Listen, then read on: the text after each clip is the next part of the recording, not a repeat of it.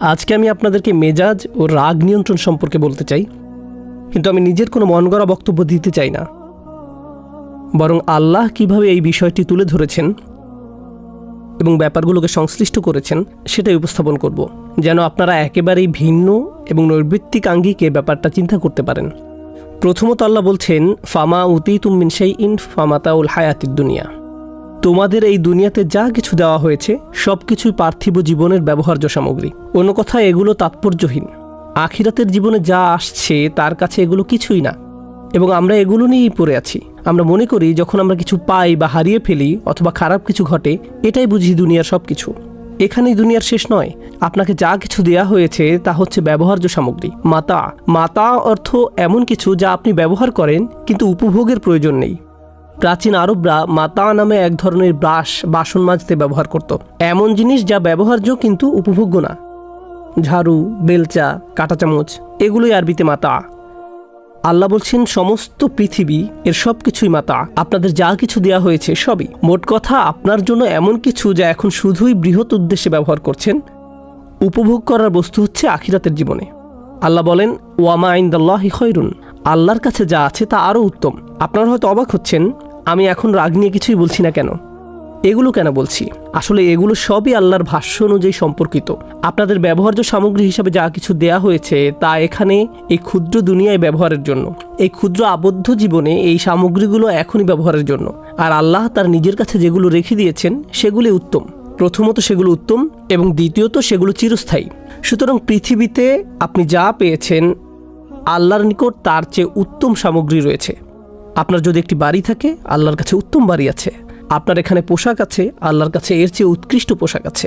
আপনার বাহন আছে, আল্লাহর কাছে আপনার জন্য আরও চমৎকার বাহন আছে। আপনার যদি যৌবন, স্বাস্থ্য, শক্তি বা সামর্থ্য থাকে, আল্লাহ আপনাকে এগুলোর চেয়েও উত্তম কিছু দিবেন। আপনার যে সঙ্গী আছে, আল্লাহ আপনাকে আরও উত্তম সঙ্গী দেবেন। আল্লাহর কাছে আপনার জন্য যা কিছু রয়েছে সবগুলোই আরও উৎকৃষ্ট। সুতরাং দুনিয়ার এই জিনিসগুলোতে জড়িয়ে যাবেন না, এবং মনে রাখবেন জিনিসগুলো যতই বড় হোক না কেন, আল্লাহর কাছে আপনার জন্য যা আছে তা এর চেয়ে উত্তম। তিনি বলছেন আবকা, তুলনামূলকভাবে আরও দীর্ঘস্থায়ী। অন্য কথায়, আপনার এখন যা আছে তা ক্ষণস্থায়ী। আপনার একটা বাড়ি আছে, ক্ষয়প্রাপ্ত হওয়া শুরু করবে। আপনার স্বাস্থ্য ভালো, তা নষ্ট হয়ে যাবে। আপনি শক্তিশালী, একসময় দুর্বল হয়ে যাবেন। আপনার সুন্দর গাড়ি আছে, একসময় সমস্যা দেখা দেবে। আপনার বন্ধু আছে, হারিয়ে যাবে, অন্য শহরে চলে যাবে, কিংবা জীবিকার তাগিদে অন্যত্র চলে যাবে। এই জীবনে আপনার যাই হোক না কেন, কোনোটাই চিরস্থায়ী নয়। এই কারণে আল্লাহ বলেন, তুমি কি এমন কিছুর জন্য চেষ্টা করবে না যা উত্তম এবং চিরস্থায়ী?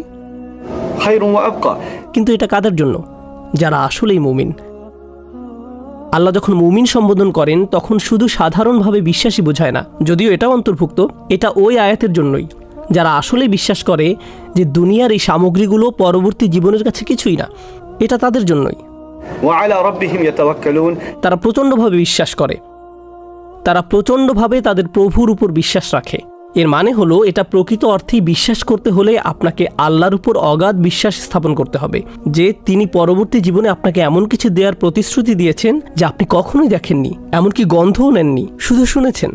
তার কথার উপর বিশ্বাস করাই যথেষ্ট, শুধুই বিশ্বাসের প্রয়োজন। তিনি বলছেন তাদের জন্য যা তারা পরবর্তী জীবনে পাবে তা উত্তম এবং চিরস্থায়ী, কিন্তু এর বিশ্বাস ও আল্লাহর উপর ভরসা থাকা লাগবে।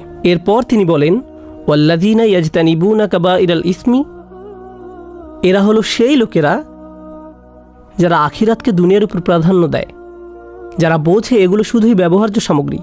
তারা কবিরা গুনাহ থেকে বিরত থাকে। এখানে আরেকটা ব্যাপার চলে আসে, সাগিরা ও কবিরা গুনাহ। আপনার প্রধান কাজ হলো কবিরা গুনাহ থেকে দূরে থাকা। আপনি যখন কবিরা গুনাহ করেন, আপনি বলতেই থাকেন, ওহ, আমার ছোটোখাটো গুনাহ করা উচিত না। আপনি আসলে বড় গুনাহ থেকে বিরত থাকতে চাচ্ছেন। কাবাইরাল ইসম। পরে তিনি সুনির্দিষ্টভাবে বলছেন, ওয়াল ফাওয়াহিশ, সব ধরনের বেহায়াপনা। এটা বেহায়াপনা নিয়ে বক্তব্য নয়, রাগ নিয়ন্ত্রণ নিয়ে। অথচ এখন পর্যন্ত আমি রাগ নিয়ন্ত্রণ নিয়ে কিছুই বলছি না। আল্লাহ বলছেন কবিরা গুনাহসমূহ থেকে দূরে থাকা, এবং দূরে থাকো সব ধরনের কঠোরতা, অভদ্রতা আর নির্লজ্জতা হতে। এরপর তিনি বলেন, ওয়া ইযা মা গাদিবুহুম ইয়াগফিরুন, যখন তারা রেগে যায়। আমি এখনও বাক্যটা শেষ করিনি, কিন্তু এখন তিনি রাগ শব্দটি এনেছেন। দেখলেন কোথায় রাগ শব্দটি আনলেন? প্রথমে তিনি বললেন এই দুনিয়ায় আখিরাতের তুলনায় কিছুই না, কারণ এই দুনিয়া যদি সব হয়, ভুল কিছু হলেই আপনি রেগে যাবেন। কিন্তু এই দুনিয়া যদি আখিরাতের তুলনায় কিছুই না হয়, তবে কিছু পেলে বা হারালে অথবা ভুল হলে আপনার কাছে খুব বড় কিছু মনে হবে না। আপনি বলতে পারেন ইন্না লিল্লাহি ওয়া ইন্না ইলাইহি রাজিউন। নিঃসন্দেহে আমরা আল্লাহর কাছ থেকে এসেছি এবং আল্লাহর কাছেই ফিরে যাব। মোট কথা, আপনি সহজেই শান্ত থাকতে পারবেন। এটা ঘটবে যখন আপনি আত্মস্থ করবেন প্রথম শিক্ষাটি। দ্বিতীয় বিষয়টি হলো, আল্লাহ যেমনটি বলছেন বড় গুনাহ থেকে বিরত থাকা, তিনি বিশেষভাবে এটিকে উল্লেখ করেছেন সব ধরনের নির্লজ্জতা। নির্লজ্জতা কি? আপনার উত্তেজনা এবং আবেগকে নিয়ন্ত্রণের অক্ষমতা। আপনি উত্তেজিত হলেন, তা প্রকাশ করে ফেললেন। আপনার কোনো কিছু দেখার তাড়না জাগলো, আপনি বিরত না থেকে তাকিয়ে থাকলেন। আপনার কোনো জায়গায় যাওয়ার জিদ চাপলো, আপনি না পেরে চলে গেলেন। আপনার কারোর সাথে যোগাযোগ করার তাড়না জাগলো, আপনি বিরত থাকলেন না। এটা আল্লাহকে অখুশি করবে কিনা তা আপনার মাথায় এলো না। আপনি পারলেন না এই তাড়নাগুলো নিয়ন্ত্রণ করতে।